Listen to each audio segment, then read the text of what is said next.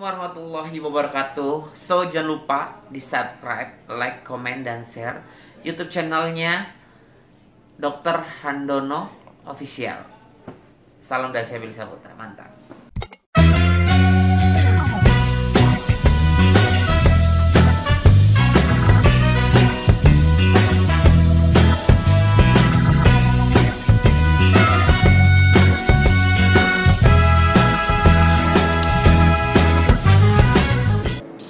Assalamualaikum.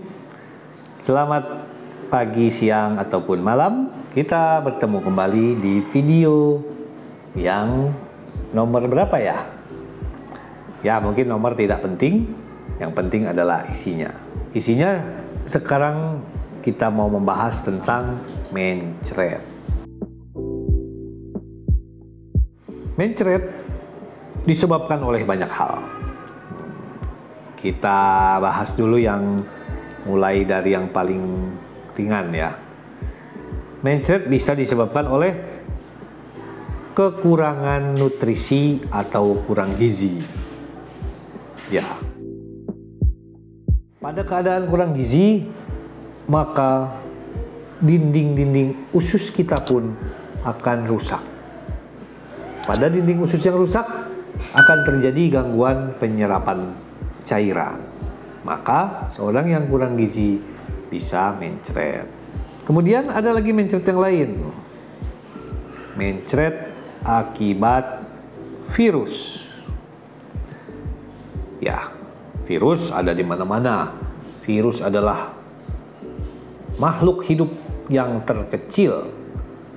Nah, karena dia ukurannya sangat kecil, insya Allah menyebabkan mencretnya pun lebih ringan dan juga kadang tidak sampai demam, tidak sampai timbul gejala-gejala lain.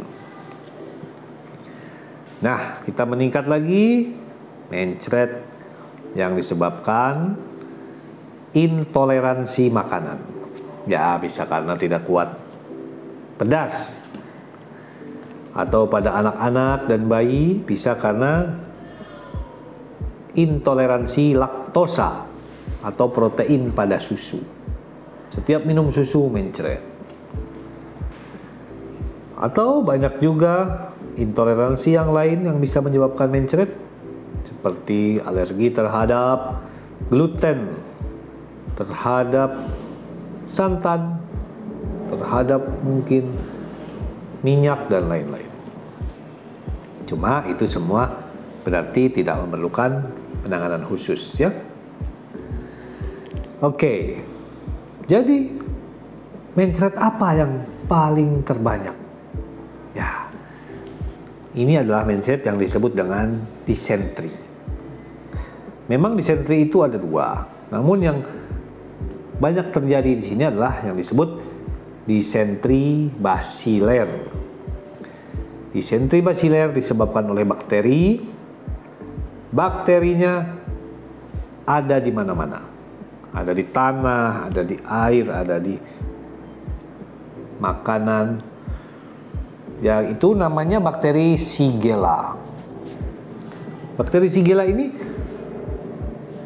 bahayanya adalah tidak memerlukan jumlah besar, dia sudah menyebabkan mencret. Berbeda dengan bakteri lain ya, seperti bakteri tuberkulosis, bakteri salmonella, streptococcus. Kalau jumlahnya sedikit, biasanya mampu dilawan oleh tubuh sehingga tidak menyebabkan penyakit. Nah, disentri basiler yang disebabkan oleh Shigella ini sangat mudah terjadi karena hanya dengan kita misalnya tidak mencuci tangan saat akan makan, bisa terjadi. Bisa saat ada lalat dengan kakinya yang sangat kecil, itu bisa membawa bakteri Shigella. Atau tentu dari cairan air minum yang terkontaminasi, dari sumur yang jaraknya terlalu dekat dengan reservoir, septic tank. Nah, untuk mencret Shigella ini kita memberikan antibiotik. Antibiotik tidak perlu yang sulit-sulit atau yang dosis tinggi. Yang penting bisa membunuh bakteri. Ya, bisa memilih yang namanya obat cotrimoxazole, bisa untuk semua umur. Nah, jadi anjuran saya cotrimoxazole bisa digunakan untuk mencret bakteri. Nah, bagaimana kok ada juga obat-obat lain? Seperti ada tetrasiklin, amoxilin. Nah, memang secara teoritis bisa membunuh bakteri juga.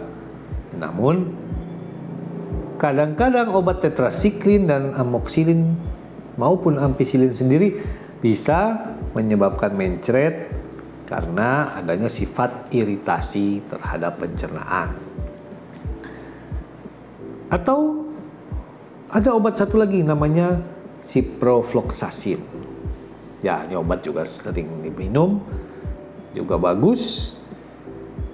Namun, kelemahan dari ciprofloxacin adalah tidak boleh diberikan pada anak-anak maupun remaja karena memiliki efek samping terhadap pertumbuhan tulang.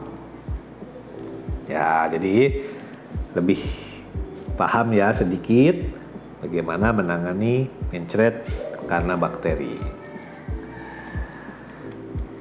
Yang ketiga, mencret bisa disebabkan oleh amuba. Amuba adalah suatu organisme yang berukuran lebih besar dari bakteri. Amuba sendiri banyak menginfeksi manusia namun tidak menimbulkan gejala. Ya, karena memang amuba hidup di mana-mana, di air, di piring yang sudah dicuci, di tangan, dan termasuk di jajanan-jajanan. Nah, yang menjadi masalah adalah amuba pada seseorang bisa menyebabkan seseorang ini membawa-bawa amuba di dalam tubuhnya dan selalu menularkan ke lingkungannya. Karena amuba ini bisa keluar dalam tinja dalam bentuk kista. Kista adalah suatu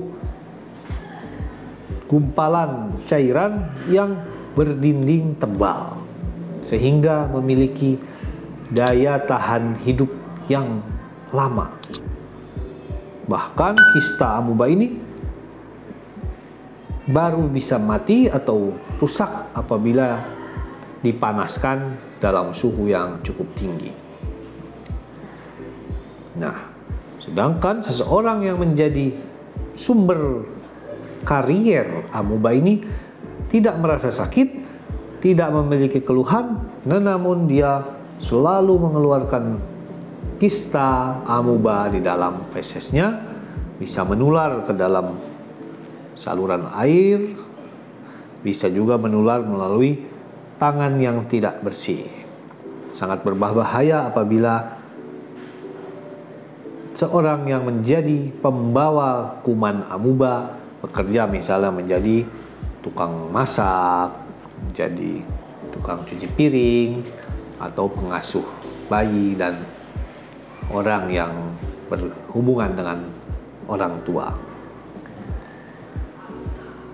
Amuba sendiri apabila menyebabkan mencret, maka memiliki ciri khusus tersendiri, yaitu mencret pada amuba yang disebut dengan disentri amuba itu memiliki sifat yang khas, yaitu akan terasa sangat mules, mencretnya berselang-seling dengan sembelit atau susah buang air besar. Dan pada disentri amuba, perut akan terasa seperti kram, dan daerah di sekitar anus pun akan sangat sakit dan kejang seperti kram. Pada disentri amuba ada ditemukan bisa terjadi lendir dan juga darah. Bahkan pada beberapa kasus yang berat, disentri amuba bisa menyebabkan keluarnya darah pada tinja yang cukup banyak, bahkan bisa menyebabkan luka pada usus sampai terjadi kebocoran usus. Ya. Nah, makanya Sobat Healthies bisa membeda-bedakan jenis mencret yang ada. Kalau disentri basiler, mencret terus-menerus, cair, hebat. Apabila disentri amuba, mencret berselang-seling dengan sulit buang air, rasa mules dan kram yang hebat, dan penyembuhannya lebih lama. Amuba selain bisa menyebar ke usus dan saluran pencernaan, amuba juga bisa menyebar ke seluruh tubuh melalui aliran darah.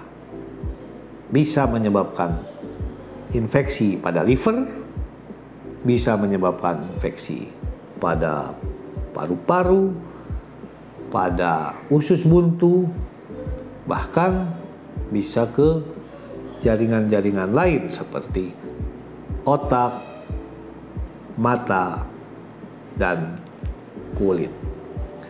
Maka sangat dipentingkan bahwa kita semua di screening apakah menderita membawa infeksi amuba pada tubuh kita.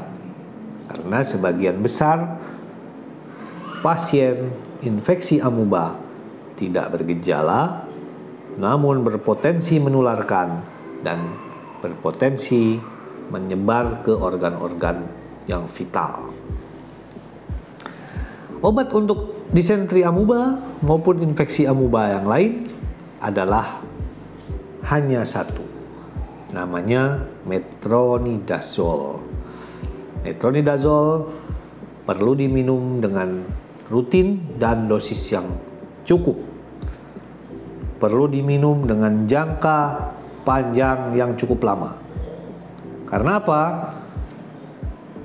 Amuba adalah suatu kuman yang sangat resisten dan kebal terhadap obat. Dia memiliki bentuk yang kista, tropozoid, dan bentuk dewasa, yang mana obat-obat yang diberikan baik diminum maupun disuntik perlu bekerja dalam jangka waktu yang lama dan dalam dosis yang cukup besar. Kemudian ada infeksi mencret yang disebabkan oleh kolera. Ya, kolera ini suatu penyakit yang termasuk pernah menjadi pandemi. Pada tahun awal abad ke-20, pandemi kolera menyebar di seluruh dunia dan memakan korban yang sangat besar. Karena apa? Kolera dengan ciri-cirinya yaitu mencret dengan keluar air yang banyak yang berwarna seperti air cucian beras, dalam hitungan jam bisa menyebabkan kematian. Nah, kolera sampai saat ini masih terdapat di berbagai belahan dunia. Di Indonesia sering terjadi kejadian luar biasa kolera, misalnya pada masa musim kemarau, di saat air bersih kurang, atau di saat adanya bencana alam, ataupun di saat terjadinya ada pencemaran makanan. Kolera membutuhkan penanganan yang segera terutama untuk mencegah dehidrasi, mencegah shock, harus segera mendapatkan infus dan masukkan cairan yang cukup. Sedangkan pengobatan untuk bakteri kolera sendiri dengan antibiotik, kolera sangat berespon baik. Hanya saja masa inkubasi dan masa penularannya yang sangat cepat membuat kolera tetap menjadi masalah yang besar. Kemudian ada mencret yang disebabkan oleh infeksi selain di dalam usus. Nah, ini perlu diketahui oleh sobat semua. Mencret yang terjadi pada seseorang diobati namun tidak sembuh-sembuh, perlu digali dan dianalisa adanya infeksi di tempat lain. Ya, salah satunya bisa terjadi infeksi di telinga, infeksi tenggorokan, infeksi paru-paru. Itu bisa menyebabkan mencret karena bakteri-bakteri yang ada di seluruh tubuh sebenarnya bisa mengalir dan menyebar melalui aliran darah. Sehingga apabila sumber infeksi tersebut belum diatasi, maka akibatnya berupa mencret akan tidak hilang-hilang. Kemudian, bagaimana saat seorang mencret, apa yang harus kita lakukan? Ya, tentu jawaban dari Sobat Health adalah harus minum obat mencret dong untuk memampetkan. Nah, ternyata obat mencret, pemampet, mencret, dan diare itu jarang bermanfaat.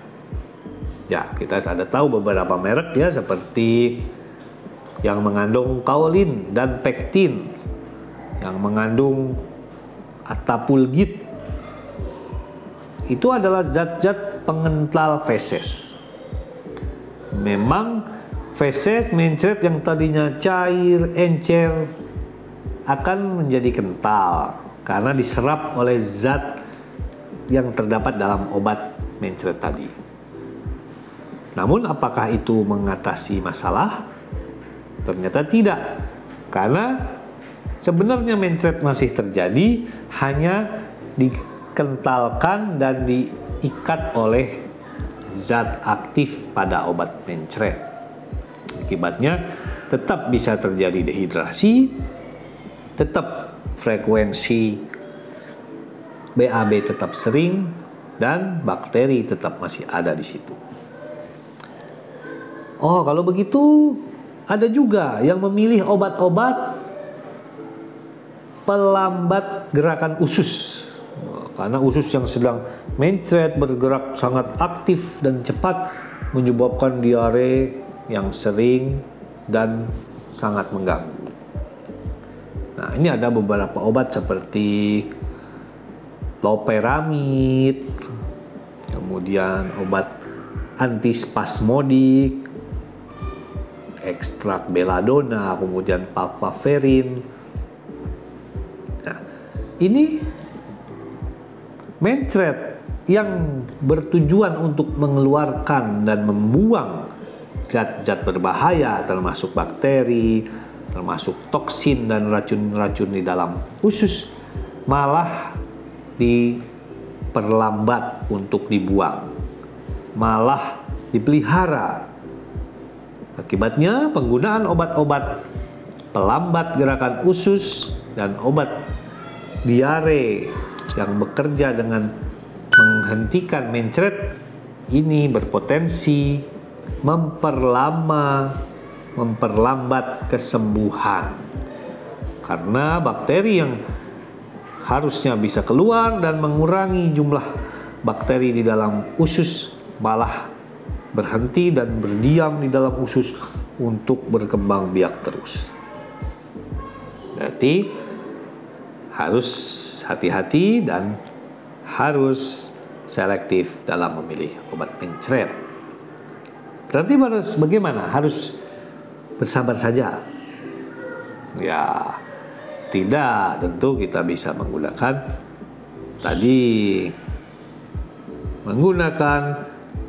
antibiotik yang tepat, mengatasi dengan cairan, dan tetap mengkonsumsi makanan dan minuman yang tepat untuk memperbaiki kondisi tubuh dan kondisi saluran pencernaan yang sedang terganggu. Baiklah, untuk mencret tadi kita sudah membahas tidak semua obat mencret itu baik. Bahkan ada obat mencret yang berbahaya. Apa? Contohnya pada kasus diare yang bersifat invasif atau berdarah. Karena bakterinya apabila tidak keluar lewat feses, dia malah akan merusak dinding pencernaan, menembus dan menimbulkan pendarahan usus. Baik Sobat Healthies, topik yang mencret yang sedikit menjijikan ini kita sudahi saja supaya kita tidak terganggu. Sebentar lagi kita mau acara makan malam. Assalamualaikum warahmatullahi wabarakatuh.